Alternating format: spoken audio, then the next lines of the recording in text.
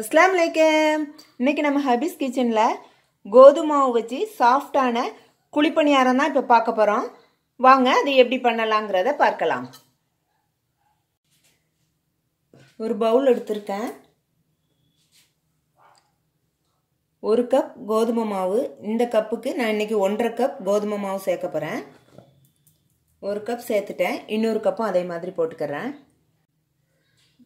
1.5 cup கோதுமை மாவு சேர்த்துட்டேன்.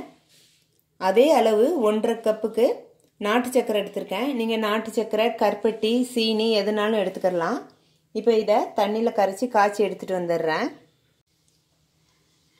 1/2 டம்ளர் தண்ணி ஊத்தி நாட்டு சக்கரை சேர்த்துர்க்கேன். நாட்டு சக்கரை எல்லாம் கரையட்டும். ஃபில்டர் பண்ணி எடுத்துக்கலாம். இதுல தூசி எதுமே இருக்காது. இருந்தாலும் ஃபில்டர் பண்ணிக்கலாம். நாட்டு சக்கரை கரைஞ்சிருச்சு. இப்போ ஃபில்டர் பண்ணிக்கிறேன். சூட்டோடையே அந்த மாவுல ஊத்திரலாம்.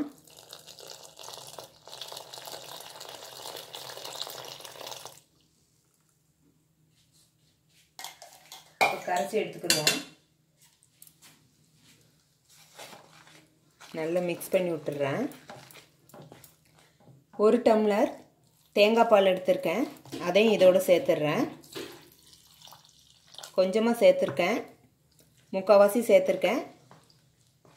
கரைச்சிட்டு அதுக்கு அப்புறம் பார்த்துக்கிட்டு சேர்த்துக்கலாம். கட்டிகள் இல்லாம இப்படி நல்லா கரைச்சி எடுத்துக்கறணும். திக்கா தான் இருக்கு. இப்போ மீதமுள்ள கொஞ்சம் பாலையும் அதோட சேர்த்துறேன். அதோட சேர்த்து நல்லா மிக்ஸ் பண்ணிடுறேன்.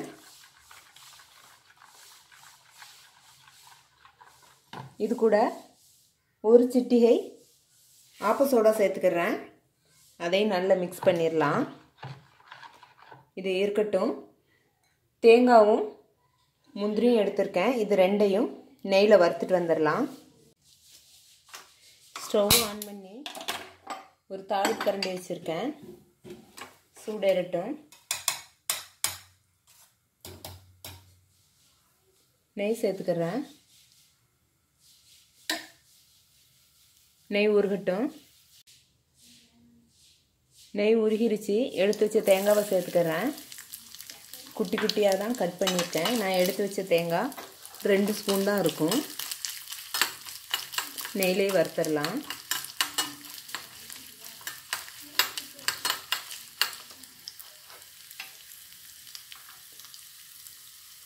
ஒரு 15 எண்ணம் முந்திரி எடுத்து குட்டி குட்டியாக கட் பண்ணியிருக்கேன்.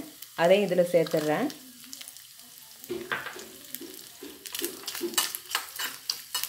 ரெண்டும் நல்லா பொரியட்டும்.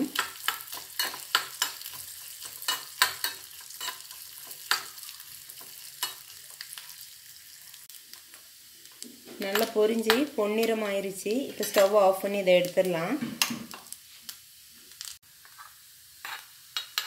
கலந்து வச்ச கலவையோட இதை சேர்த்தாச்சு. சேர்த்து நல்லா மிக்ஸ் பண்ணிடுறேன்.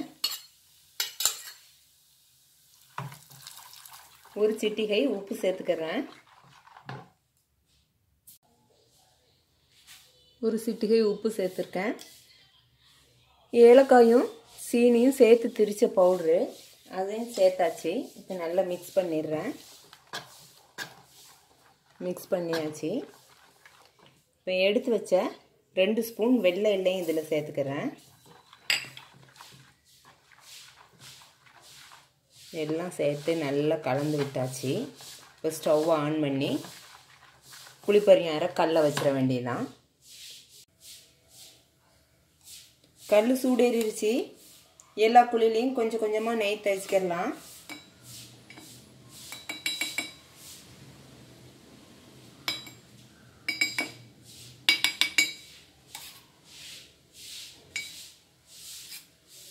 எல்லா குழிலையும் நெய் விட்டாச்சு.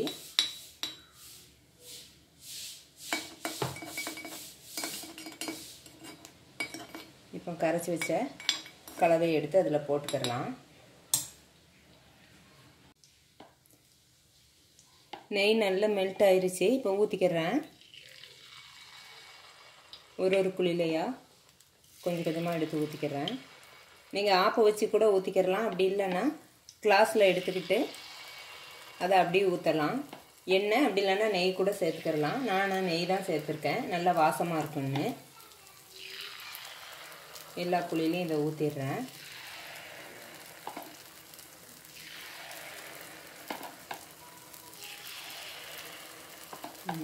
ஊற்றியாச்சு, வேகட்டும். வெந்தப்புறம் பரட்டிக்கிறலாம். ஸ்டவ்வை மிதமான தீயில தான் வச்சுருக்கேன். ஒரு பக்கம் வெந்துருச்சு, பரட்டிடுறேன்.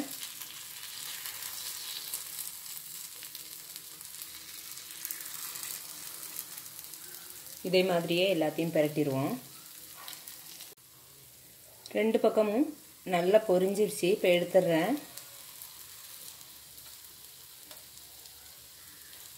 இதே மாதிரியே ஒன்று ஒன்றா எடுத்துடலாம்.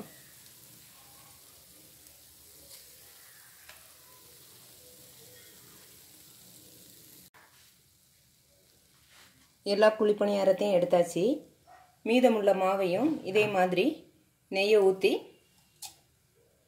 திரும்பவும் குழிப்பணியாரக்கல்குள்ளே போட்டு பணியாரம் சுட்டு தரலாம். எல்லா மாவுலையும் குழிப்பணியாரம் செஞ்சாச்சு. குழிப்பணியாரம் ரெடி ஆயிடுச்சு. எவ்வளோ சாஃப்டாக இருக்குன்னு பாருங்கள். கோதுமை மாவில் இவ்வளோ சாஃப்டான பணியாரமா அப்படின்னு நீங்களே யோசிப்பீங்க. ஒரு முறை ட்ரை பண்ணி பாருங்கள். ஸ்கூல் விட்டு வர்ற பசங்களுக்கு டீ டைம் ஸ்நாக்ஸாக இதை செஞ்சு கொடுங்க, விரும்பி சாப்பிடுவாங்க. பிச்சு காமிக்கிறேன் பாருங்கள் எவ்வளோ சாஃப்டாக இருக்குன்ட்டு. நீங்களும் ட்ரை பண்ணி பார்த்துட்டு எப்படி வந்துச்சுன்னு கமெண்ட்டில் சொல்லுங்கள். இந்த வீடியோ பிடிச்சிருந்தா லைக் பண்ணுங்கள், ஷேர் பண்ணுங்கள், சப்ஸ்கிரைப் பண்ணுங்கள். அஸ்ஸலாமு அலைக்கும்.